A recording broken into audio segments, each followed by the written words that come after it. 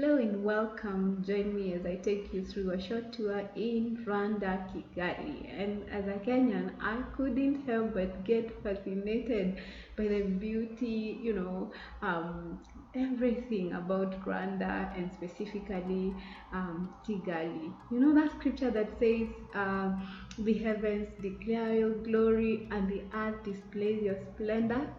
This is exactly it. I mean, you look at the beauty, how God, created this beautiful place, and you can see, creation is testifying about the majesty and the beauty of God. So welcome. And even as you look deep into the history of this beautiful country, and that years back, and about the genocide, 1 million people killed in 100 days, and you look at it now, Rwanda is a miracle. It is a miracle. I mean, 30 years back, uh, you know, dead bodies lying on this very ground that you can see, and bitterness, deeply rooted in the hearts of people. How do you treat people who have kill all the members of your family? How do you even live with them? How do you even not, revenge, um, this evil? So when you look at Rwanda, when you look at Kigali, you can't help but see the hand of God. I mean, the government has been working to reconcile, NGOs and other organizations, but you cannot help but see the hand of God behind it. When you feel the warmth of the people, when you see the love and the care in the people, then it is only God who can heal that bitterness. It is only God who can bring about this reconciliation. So welcome. This is Kigali. I'm just going to be taking you through a few locations, and I'm sure you're gonna love it. One of the things that really caught my attention is how clean this place is. You realize that the roads are well done and manicured. They are. You can see the landscaping is well done, and you come to realize that actually it doesn't just come like that. It's a deliberate action to make sure that this place remains as clean and as beautiful as you can see. So there are people responsible for sweeping. You can see that someone is sweeping the road, and this is not in town, it's actually in the outskirts. So it's something they do, and also even watering the plants, just to make sure that the place remains as it is. And it's amazing, right? So beautiful. Everywhere. Let's go to the transport. Something that caught my attention is their transport. So there are three modes of transport. The bus, the bus. Then there are, of course, the private means. You can use the taxi, and then there are these motors. The motorcycles, they call them motors. Yeah, so you can either use the three. So where the bus stops, maybe usually at the car park, at the bus stop, it cannot go into the specific location. So the motors come in handy. And these motors, you can see, you cannot use them without a helmet. You have to wear a helmet for you to use them. And that is the order here. Everything has to be followed, order has to be followed. Yeah, so let me take you inside a car park so you can see how it looks. Yeah, so this is how it looks. You can see that there's no litter. Yeah, so these are the buses. Look at that, people are actually queuing. you have to queue for you to wait for the rest so that you can use the bus. That's the order here. And then inside the bus, let me take you inside the bus. This is how it looks. So there are no obscene pictures and screens showing video playing or anything. It's just quiet. And then you don't pay using cash, you pay using a card. So there's a card you use, you load money and you use it to pay for it. Yeah, and look at that. The motorists, pass. The motorists wait for the pedestrians to pass. And that is the order here. People are so kind to one another. Like motorists stop to wait for people to pass. That happens, and yeah, you're amazed at how kind people are. Of course, it's also a law. Yeah, and you can see everywhere how clean, how beautiful it is.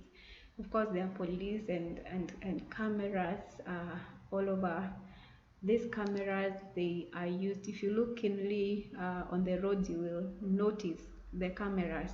So they pick, if you do an offense on the road, then they pick it up.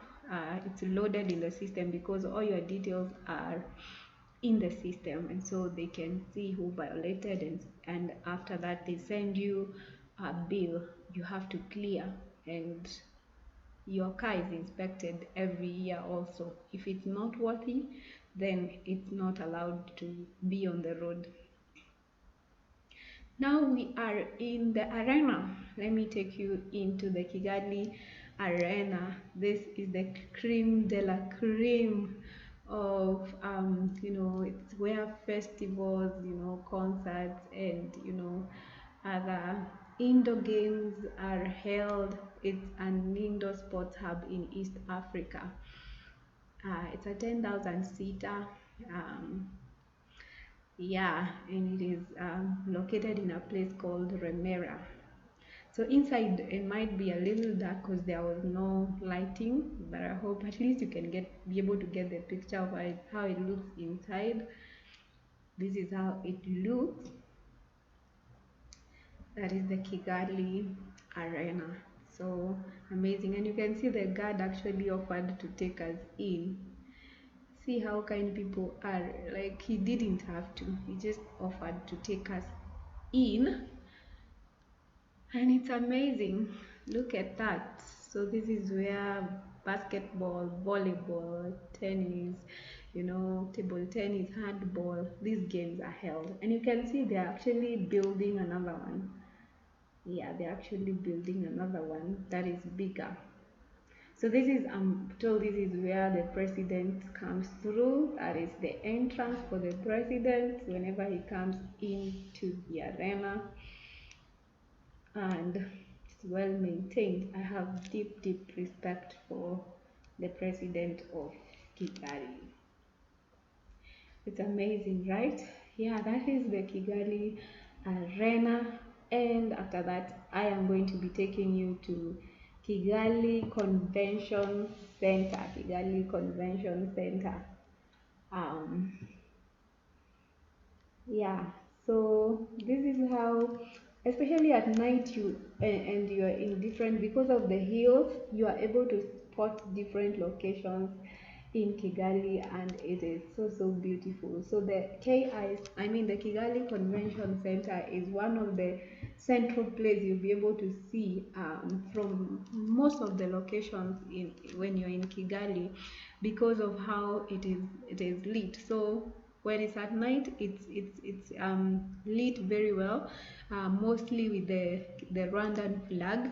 And if there is a visiting president, they light the convention center with the lightings of the the flag of that country.